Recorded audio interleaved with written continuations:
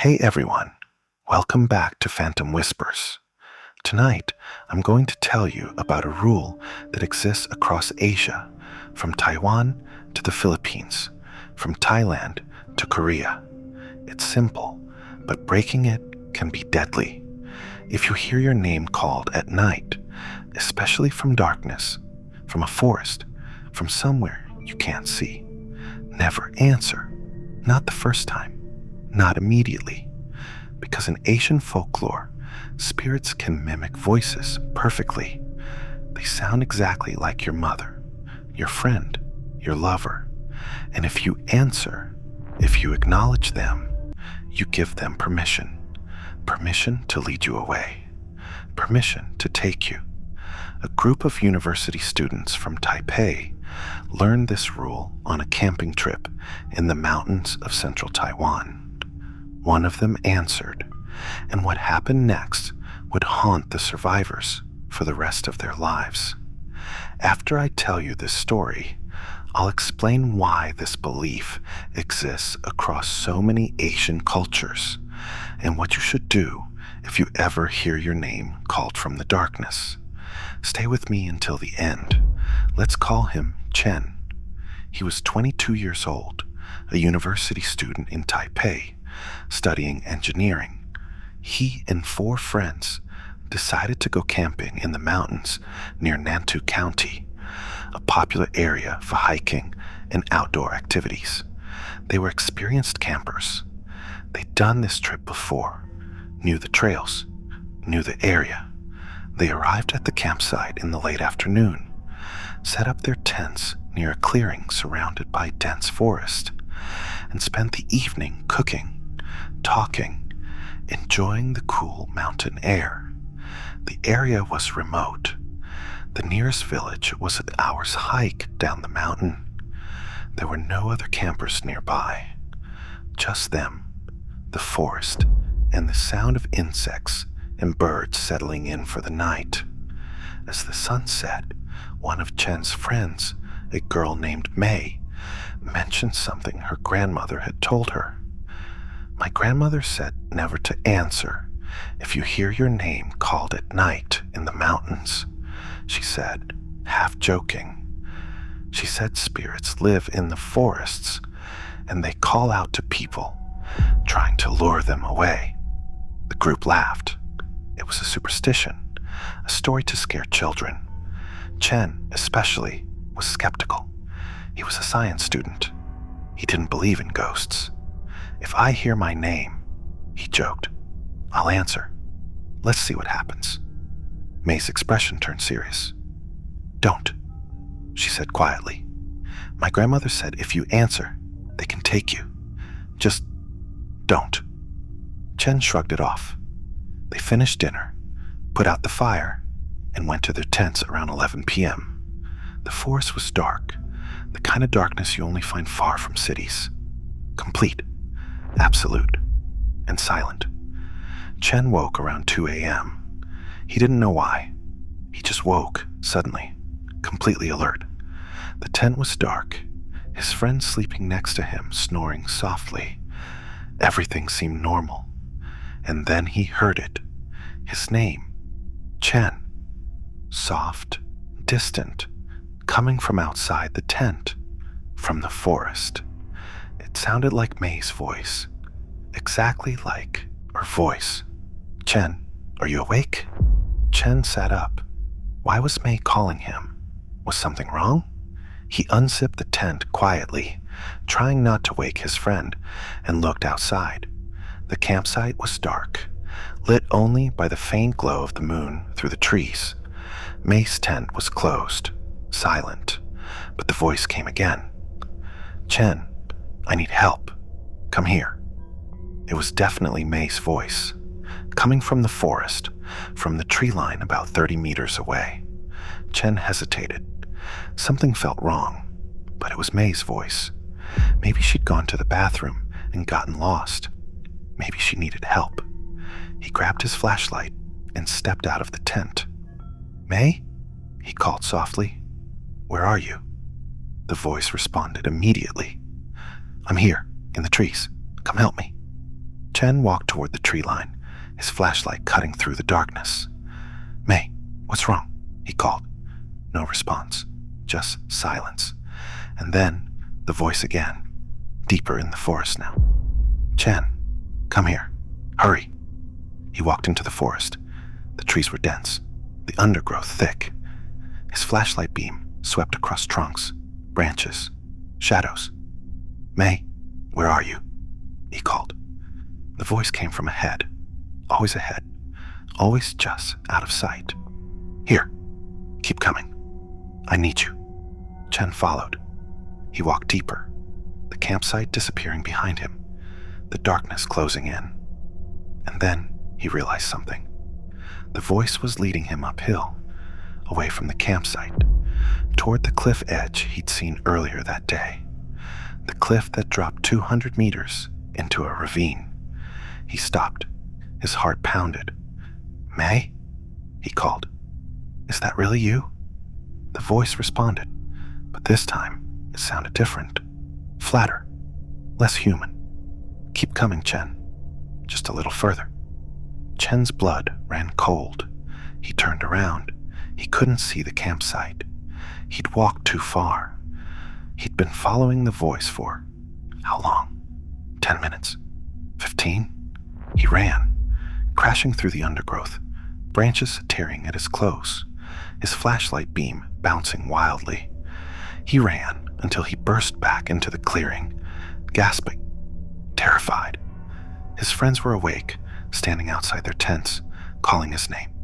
Real voices, panicked voices. They ran to him. "Where were you?" May demanded. "We heard you leave. We called for you, but you didn't answer." Chen stared at her. "You called me," he said. "You said you needed help in the forest." May's face went pale. "I didn't call you," she said. "I've been in my tent the whole time. We only woke up because we heard you crashing through the trees." The group checked. Everyone was accounted for. No one had left their tent. No one had called Chen's name. But Chen had heard it. May's voice. Clear. Unmistakable. Calling him into the forest. Calling him toward the cliff. One of the other friends, a guy named Wei, pulled out his phone and turned on the flashlight. "Show us where you went," he said. Chen led them to the edge of the forest, to where he'd entered. They followed his path, the broken branches, the disturbed undergrowth. The trail led uphill, and it ended at the cliff edge. Right at the edge, another 5 steps, and Chen would have walked off into the darkness, into the ravine, to his death. The group packed up immediately. They didn't wait for morning. They hiked down the mountain in the dark, using their phone lights, not speaking, just moving. When they reached the village at dawn, they went to a small temple. The temple keeper, an old woman, listened to their story. She nodded slowly. "The mountain spirits," she said. "They call to people. They use the voices of loved ones. If you answer, if you follow, they lead you to death. Cliffs, rivers, ravines. Your friend was lucky. Most people who follow the voices don't come back." She gave them each a small amulet, blessed, to protect them, and she told them what they should have done. "If you hear your name at night, don't answer. Wait. Listen for it a second time. If it comes again, answer with a question, something only the real person would know. What did we eat for dinner? What color is my tent?" If the voice can't answer, or answers wrong, you know it's not human, and you run. You don't investigate. You don't follow. You run. Chen never went camping again. Not in the mountains. Not anywhere remote. His friends noticed the change in him. He became withdrawn, anxious. He started having nightmares, the same dream, every night. He's walking through the forest, following a voice, and he reaches the cliff edge. But in the dream, he doesn't stop. He keeps walking. and he falls. And as he falls, he hears the voice laughing. Not May's voice anymore. Something else. Something that was never human. 6 months after the incident, Chen went to see a therapist. He told her everything. She diagnosed him with PTSD, prescribed medication, suggested therapy, but the nightmares continued. And then, one night, it happened again. He was in his apartment in Taipei, alone, trying to sleep. Around 3 a.m., he heard it. His name, Chen, coming from outside his window. He lived on the 8th floor. There was no one outside his window, but the voice was there, clear, insistent. Chen, come to the window. It sounded like his mother. Chen didn't answer. He didn't move. He lay in bed, paralyzed by fear, listening to the voice call his name over and over. Chen, Chen, Chen. It continued for 10 minutes, and then it stopped. Silence. Chen never told anyone about that night, but he moved apartments a month later, and he never sleeps with the window open anymore. So why do spirits call out names? In Chinese, Taiwanese, and many Asian cultures, names have power. Your name is connected to your soul, your essence. When someone calls your name, they're calling your spirit, your attention, your very being. In the physical world, among the living, this is normal. But at night, in darkness, in liminal spaces, like forests or mountains, you can't be sure who or what is calling you. The belief is that spirits, especially malevolent ones, can mimic voices perfectly. They listen to conversations, learn the voices of your loved ones, and use those voices to lure you. If you answer immediately, you acknowledge them. You give them permission to interact with you. And once that connection is made, they can lead you anywhere, usually to death. Cliffs, rivers, roads, anywhere you can fall, drown, or be struck. The protection is simple. Don't answer the first time. Wait. If the voice calls again, respond with a question only the real person would know the answer to. Or turn around slowly and verify the person is actually there before you follow. These rules have saved lives.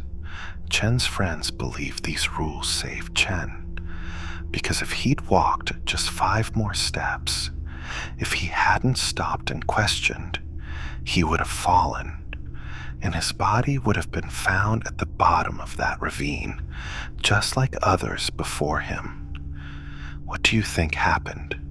Was it really a spirit? Or could there be another explanation? Sleepwalking? Disorientation? The mind playing tricks in unfamiliar darkness? Have you ever heard your name called when no one was there? Let us know in the comments below. And don't forget to subscribe for more true ghost stories from across Asia.